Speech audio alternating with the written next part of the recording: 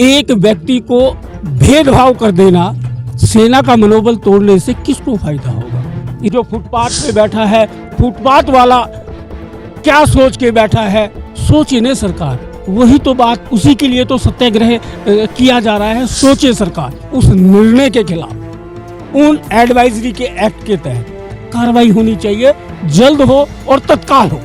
ये विसंगतियां नहीं है, ये एक षड्यंत्र है और ये षड्यंत्र करने वालों के खिलाफ उसी कानूनी धारा के तहत उन लोगों के खिलाफ कानूनी कार्रवाई जल्द और तत्काल होनी चाहिए। यहाँ पर जंतर मंतर पर जो देश के पूर्व सैनिक हैं उन्हें काफ़ी लंबा समय हो गया, जबकि ये लोग यहाँ पर लगातार जो अपना धरना है वो दे रहे हैं।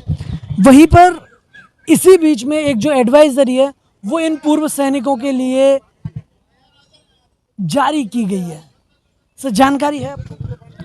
हाँ, हल्का देखा है, व्हाट्सएप पे मैसेज देखा है। क्या है उसमें, बताइए हमें और हमारे दर्शकों को।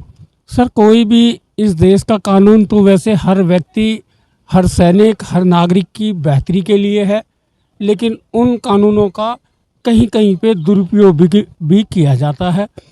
उस तरीके से अभी जो उस कानून को लिया गया है वो उस दुरुपयोग की नीति से लिया गया है, क्योंकि उन्होंने कहा है कि सैनिक वहाँ पर बैठे हैं, कुछ बोल रहे हैं, कुछ कर रहे हैं।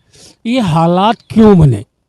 सबसे पहले विचारणीय पहलू है कि ये हालात क्यों बने, क्यों हुआ, किसके एक गलत निर्णय की वजह से ऐसा परिस्थितियां उत्पन्न हुई। ये है गंभीरता इस मामले की।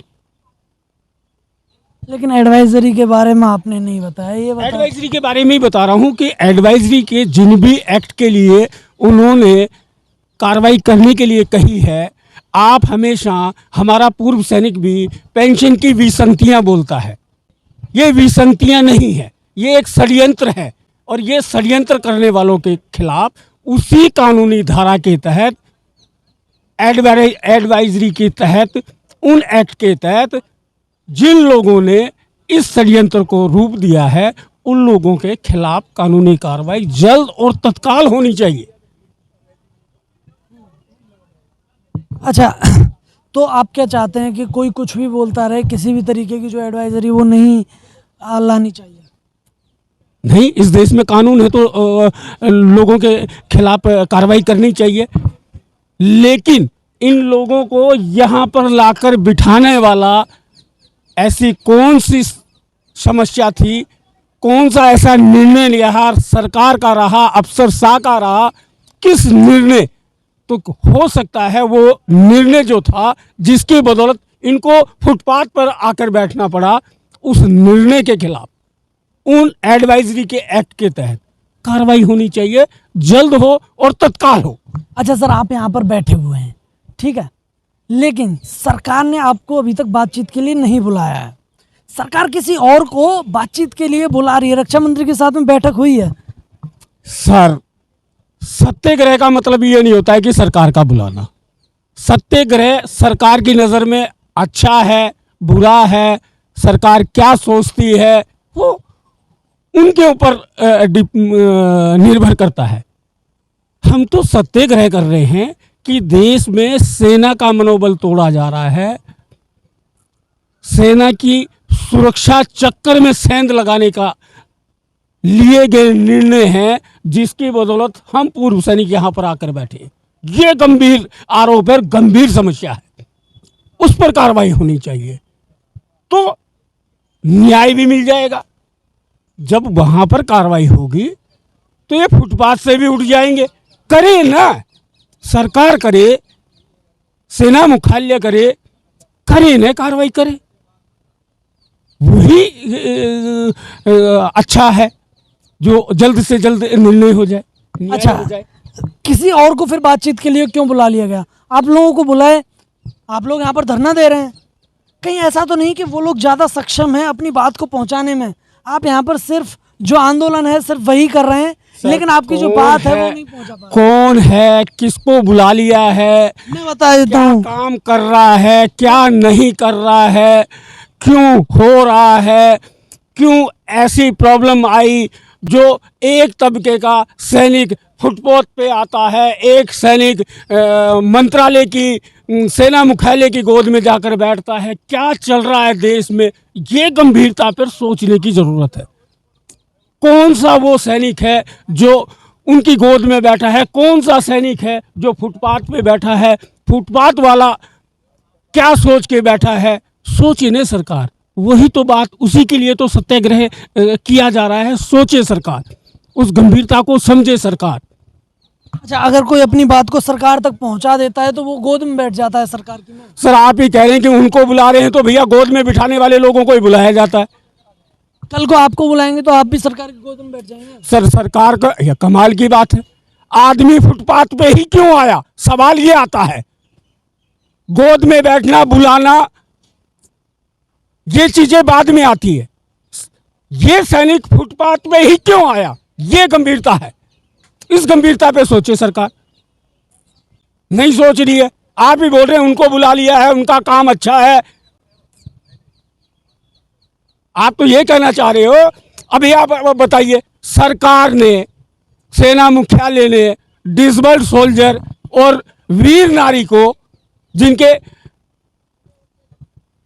पति जो हैं शहीद हो गए हैं, इस देश की जो पेंशन की जो श्रेणी है सबसे निचले पायदान पे है।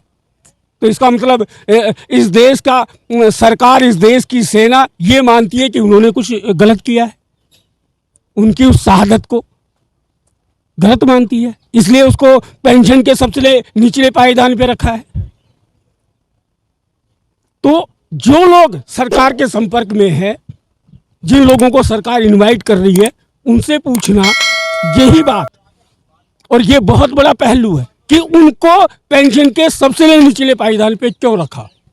मांगे तो वही है ना, वो लोग भी वही बात करते हैं। मैं आपको सीधा सीधा नाम बता देता हूँ। दिल्ली वेटरन्स के प्रेसिडेंट हैं, प्रधान हैं सुरेंद्र पहलवान, उनकी मुलाकात हुई।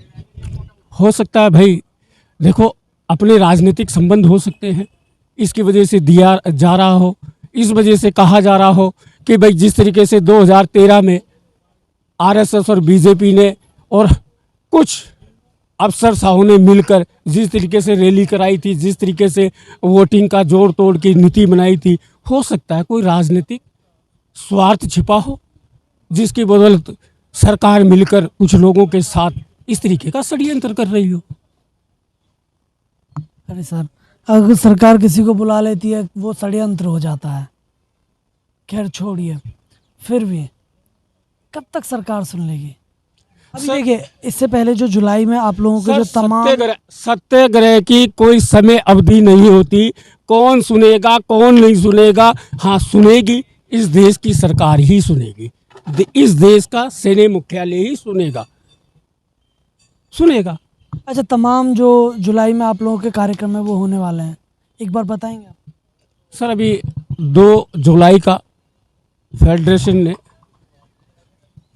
ज्ञापन सार्वजनिक की है सैनिकों में कि 1 दिन की भूख हड़ताल के लिए, तो उसको हम लोग अमल में लाएंगे। हम अपने ज़िले स्तर पे या हमारा जो ब्लॉक है उस स्तर पे हम लोग भूख हड़ताल पे बैठेंगे और अपना जो है नाराज़गी, ये नाराज़गी है जिसको जाहिर कर रहे हैं, सत्याग्रह के तहत कर रहे हैं, भूख हड़ताल के तहत कर रहे हैं, ज्ञापन के अंतर्गत कर रहे हैं।